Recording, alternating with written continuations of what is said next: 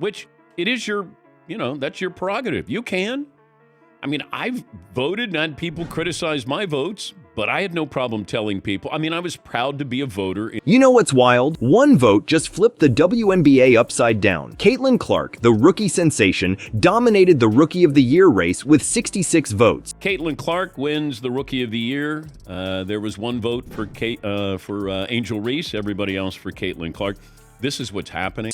But that one rebel vote for Angel Reese, it sparked a firestorm. Now everyone's pointing fingers, asking questions, and demanding answers. Let's break down how this single ballot caused chaos in the league. Imagine this. Caitlin Clark's rookie season was insane. She was dropping buckets, dishing assists, and grabbing rebounds like a pro. Everyone thought she'd sweep the Rookie of the Year vote. I mean, 66 out of 67? That's crazy good. But then, out of nowhere, one voter goes rogue and picks Angel Reese instead. You know what's crazier?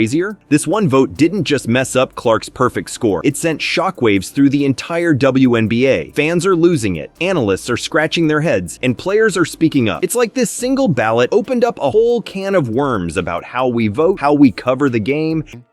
Is the voters are now putting out on social media, hey, it wasn't me. Hey, it wasn't me. Hey, it wasn't me.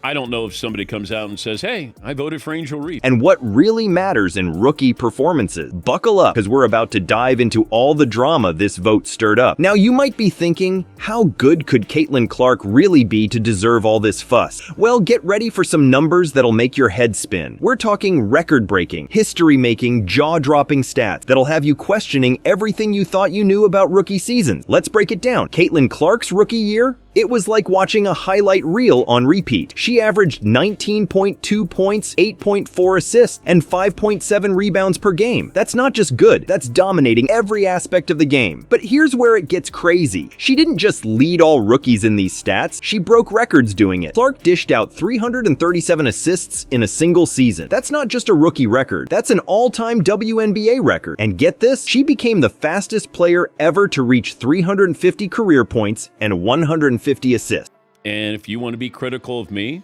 that's okay. I have, my defense there. Somebody thinks Angel Reese was the Rookie of the Year.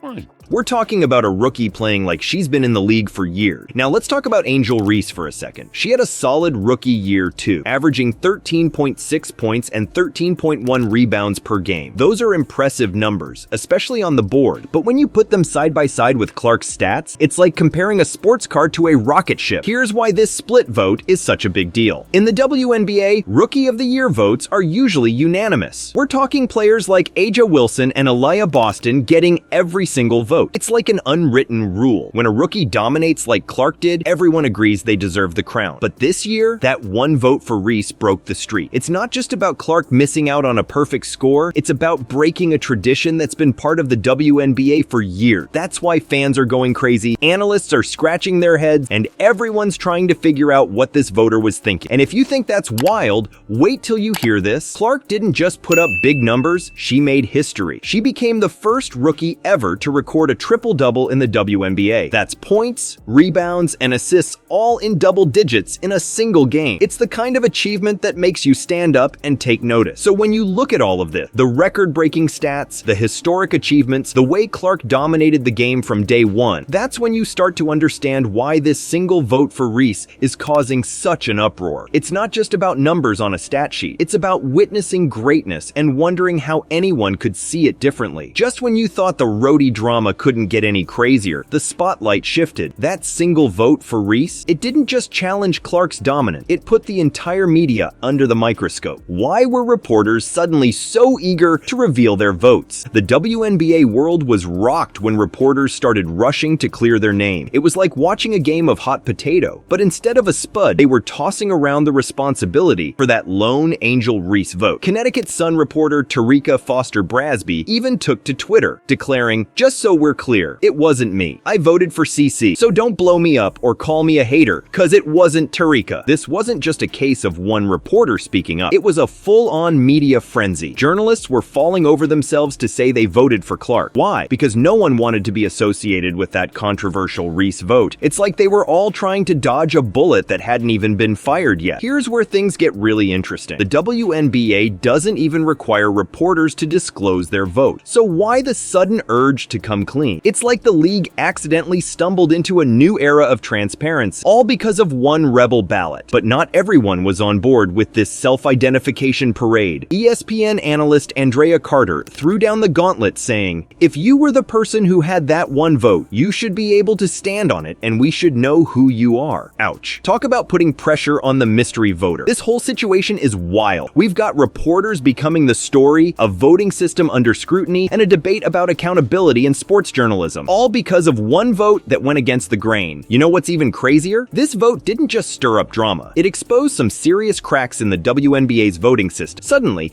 everyone's questioning how these awards are decided. Should votes be public? Should there be more transparency? It's like this single ballot opened up a whole can of worms about how we judge and reward talent in women's basketball. The fallout from this vote is way bigger than anyone expected. Suddenly, it's not just about Caitlin Clark or Angel Reese. The whole WNBA is under the microscope, and some tough questions are being asked. This single ballot has unleashed a tidal wave of debate that's washing over every corner of women's basketball. Let's talk about how this vote is shaking things up. The WNBA Players Association isn't happy, and they're not staying quiet about it. They're calling out the media, saying reporters need to step up their game. Why? Because they're tired of questions that take away from what players are actually doing on the court. Imagine you're a player who just had an amazing game. You're feeling great, ready to talk about your performance. But instead of asking about your killer crossover or that clutch three-pointer, reporters are trying to bait you into some drama about voting. That's exactly what the Players Association is fed up with. They're pushing for more professional reporting standards. It's not just about making players feel good, it's about respecting the game. The association wants reporters to focus on the incredible things happening on the court,